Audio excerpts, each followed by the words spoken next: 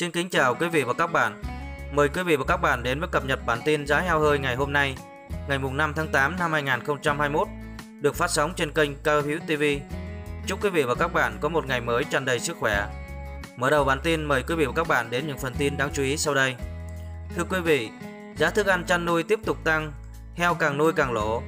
Vừa bước sang tháng 8, những doanh nghiệp sản xuất thức ăn chăn nuôi trong nước đều được gửi thông báo tới khách hàng và đại lý điều chỉnh giá bán mới. Theo đó, công ty cổ phần chăn nuôi CP Việt Nam thông báo tăng 400 đồng trên 1 kg với tất cả các thức ăn chăn nuôi đậm đặc, hỗn hợp cho heo con tập ăn, heo nái nuôi con. Thức ăn hỗn hợp cho heo còn lại tăng 300 đồng trên 1 kg. Thức ăn hỗn hợp cho gà, vịt, gia súc tăng 200 đồng trên 1 kg. Mức tăng áp dụng kể từ ngày 1 tháng 8, áp dụng cho các nhãn hiệu của các công ty tại Đồng Nai, Tiền Giang, Bình Dương, Bình Định, Kho Cần Thơ, Đắk Lắk. Một doanh nghiệp lớn khác trong ngành thức ăn chăn nuôi của công ty cổ phần Greenfed Việt Nam cũng vừa điều chỉnh giá thức ăn chăn nuôi từ ngày 2 tháng 8. Sản phẩm cám đậm đặc của công ty này tăng 400 đồng trên 1 kg, cám tập ăn heo con 300 đồng trên 1 kg, cám hỗn hợp heo 300 đồng trên 1 kg, cám hỗn hợp gia cầm thịt 200 đồng trên 1 kg và cám bò tăng 2.000 đồng trên 1 kg. Theo ông Phạm Văn Tám ở Như Thôn 8, xã Nghĩa Hưng, huyện Chư Phăng cho biết, như ngồi trên đống lửa khi trang trại heo gần 500 con đã đến thời điểm xuất chuồng. Với giá heo hiện tại, ông không dám nghĩ đến lợi nhuận. Hiện tại mỗi bao cám loại 25 kg tăng 50.000 đồng đến 60.000 đồng trên 1 kg. Để có một con heo thịt đạt trọng lượng 1 tạ thì phải mất gần 6 triệu đồng tiền đầu tư con giống, thức ăn, thuốc thú y.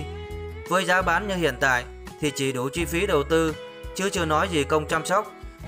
Trong 2 tuần tới, nếu giá heo hơi không tăng thì tôi buộc phải xuất chuồng bán, chứ càng nuôi càng lỗ, ông Tám cho hay.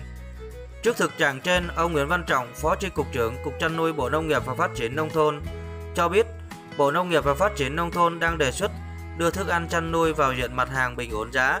Nếu được bộ ngành ủng hộ và làm được điều này sẽ giúp ngành chăn nuôi ổn định hơn và người nông dân đỡ bấp bênh. Thưa quý vị, tiếp theo bản tin, mời quý vị và các bạn đến với giá heo hơi tại các tỉnh thành trên cả nước. Giá heo hơi hôm nay ngày 5 tháng 8 năm 2021 đồng loạt chững lại tại cả 3 miền.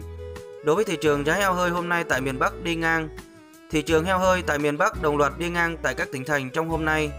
Theo khảo sát tại các tỉnh gồm Bắc Giang, Hưng Yên, Nam Định, Thái Nguyên, Vĩnh Phúc, thành phố Hà Nội và Ninh Bình đang ghi nhận mức giao dịch là 55.000 đồng trên 1 kg.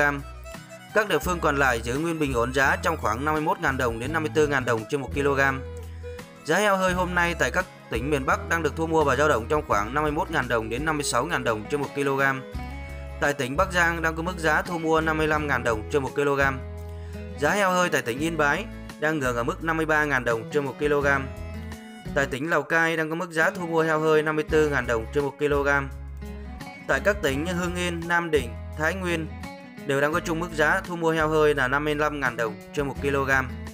Tiếp theo tại tỉnh Phú Thọ đang ngưỡng ở mức 54.000 đồng trên 1 kg.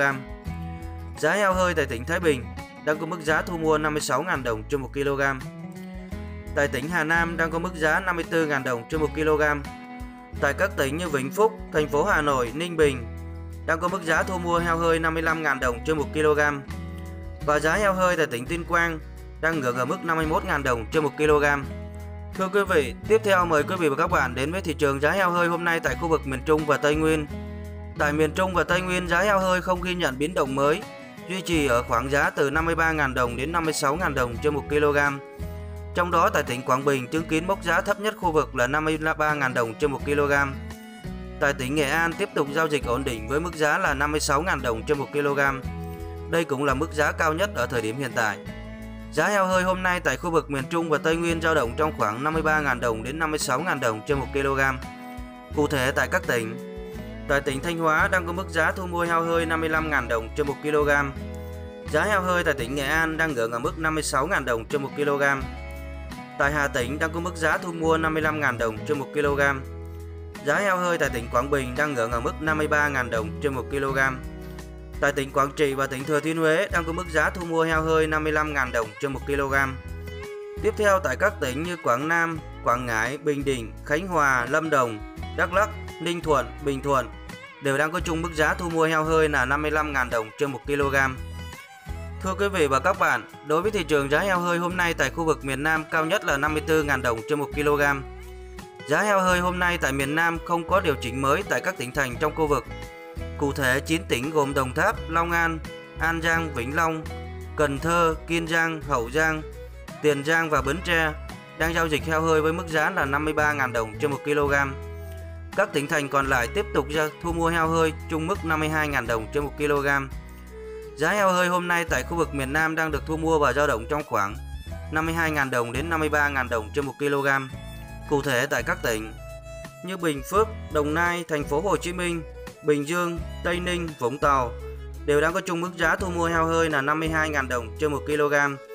Tiếp theo tại tỉnh Long An, Đồng Tháp, An Giang, Vĩnh Long, Cần Thơ, Kiên Giang, Hậu Giang cũng đều đang có chung mức giá thu mua heo hơi là 53.000 đồng trên 1 kg. Tại tỉnh Cà Mau đang có mức giá thu mua heo hơi 52.000 đồng trên 1 kg. Giá heo hơi tại tỉnh Tiền Giang đang ngưỡng ở mức 53.000 đồng trên 1 kg. Tại tỉnh Bạc Liêu và tỉnh Trà Vinh đều đang có chung mức giá thu mua heo hơi 52.000 đồng trên 1 kg. Giá heo hơi tại tỉnh Bến Tre đang ngưỡng ở mức 53.000 đồng trên 1 kg. Và giá heo hơi tại tỉnh Sóc Trăng đang được thu mua ở mức 52.000 đồng trên 1 kg. Thưa quý vị và các bạn vừa nghe cập nhật bản tin giá heo hơi ngày hôm nay, ngày 5 tháng 8 năm 2021. Xin chân thành cảm ơn quý vị và các bạn đã luôn quan tâm và theo dõi. Các bạn xem video hãy nhấn một like và một đăng ký để ủng hộ cho kênh. Cảm ơn rất nhiều. Và bây giờ xin thân ái chào tạm biệt và hẹn gặp lại bản tin kế tiếp.